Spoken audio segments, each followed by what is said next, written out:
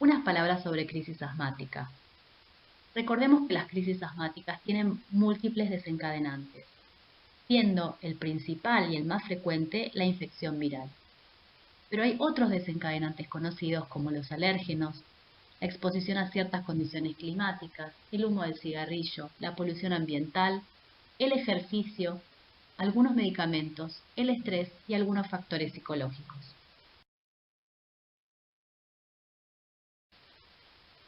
Cuando recibimos en la guardia a un paciente en crisis, debemos hacer una anamnesis rápida, dirigida, sobre el tiempo de evolución, los factores desencadenantes identificados por el paciente, si hay síntomas asociados que nos hagan pensar en otras patologías, y los factores de riesgo que por supuesto nos van a hacer pensar que este paciente puede requerir una internación de mayor complejidad.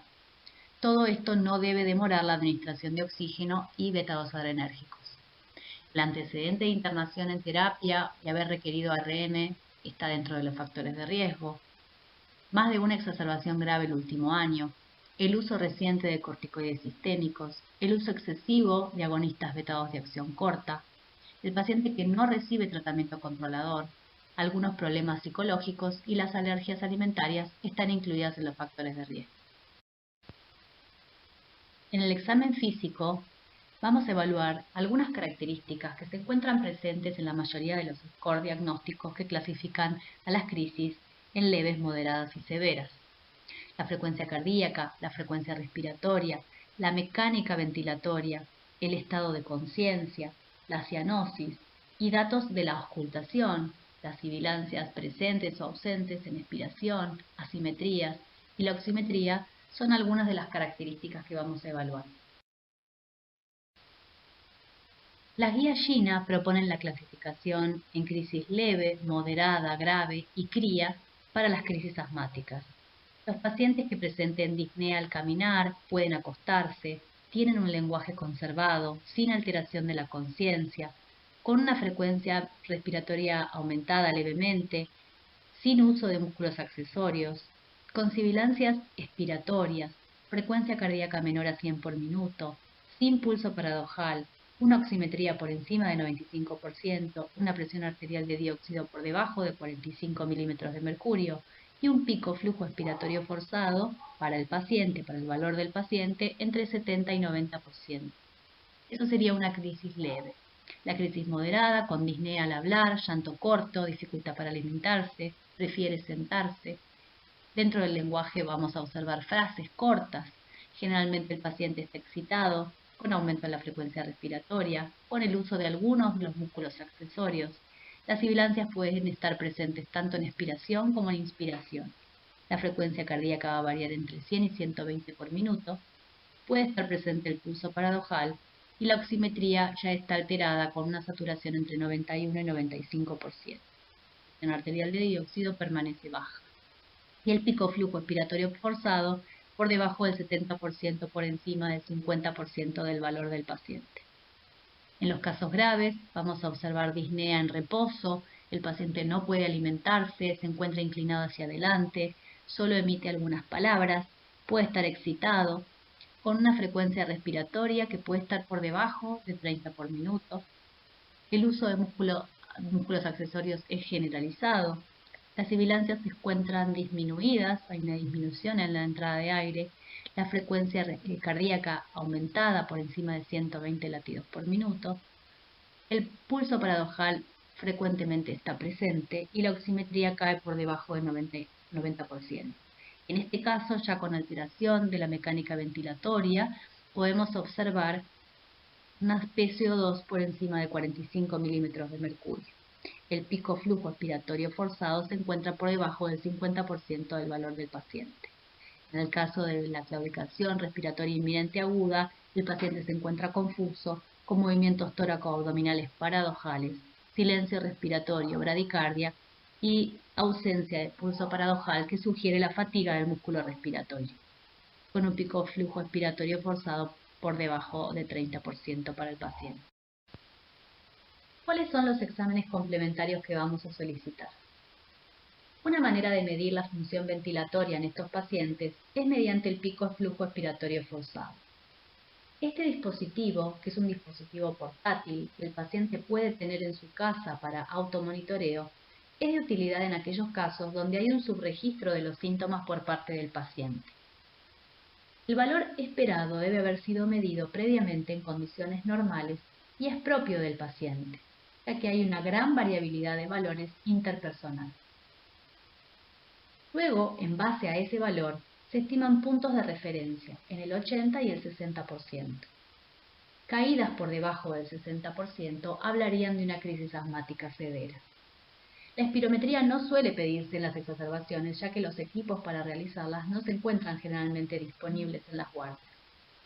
La radiografía de tórax, como dijimos previamente en esta clase, no debe ser solicitada de rutina. Y el estado ácido-base arterial suele pedirse en crisis graves o en pacientes con clínica sugestiva de claudicación respiratoria inminente aguda.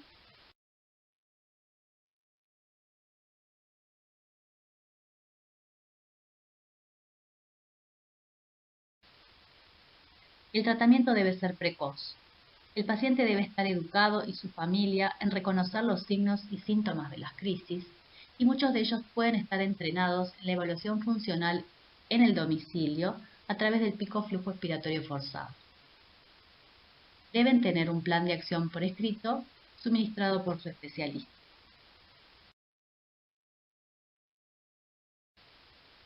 Las crisis leves suelen ser manejadas en el domicilio, a través del plan de acción por escrito con el que cuenta el paciente.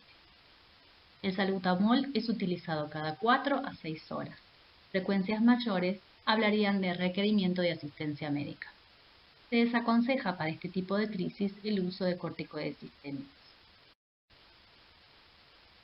La crisis moderada requiere manejo del paciente muchas veces en la guardia, ya que el mismo se encuentra hipoxémico.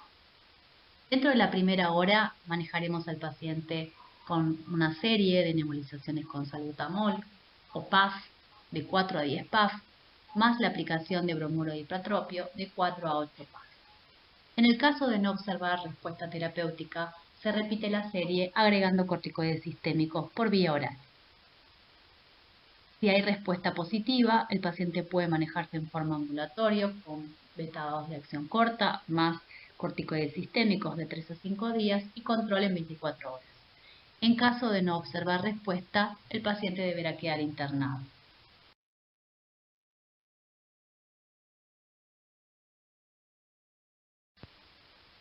El paciente en crisis grave debe ser internado.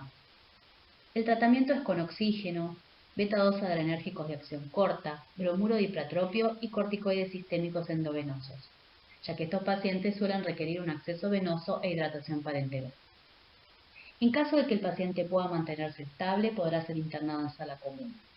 De no responder a estas medidas terapéuticas, podrá utilizarse el sulfato de magnesio endovenoso. El siguiente paso con la progresión de los síntomas es el manejo en la unidad de cuidados intensivos y la asistencia respiratoria mecánica. A tener en cuenta, los corticoides sistémicos deberían utilizarse en ciclos de 3 a 5 días. No han demostrado tener mayor efectividad utilizándolos en periodos prolongados. En caso de haber sido utilizados por más de 14 días, requerirán descenso progresivo de dosis. Los agonistas beta-2 de acción corta y los agonistas beta-2 de acción prolongada de inicio de acción rápido pueden ser ambos utilizados para el manejo de las exacerbaciones leves.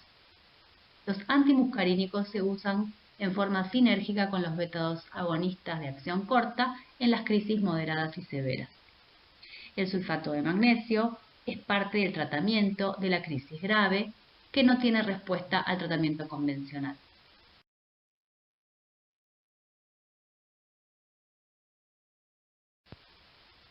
Resumiendo algunos aspectos sobre crisis asmática, es un motivo de consulta frecuente en guardia, el diagnóstico debe ser precoz y el tratamiento rápidamente instaurado y enérgico. Se debe identificar pacientes con factores de riesgo para una crisis grave y se debe educar a la familia y al paciente para la detección e inicio de tratamiento y reconocimiento del momento adecuado de asistencia a guardia.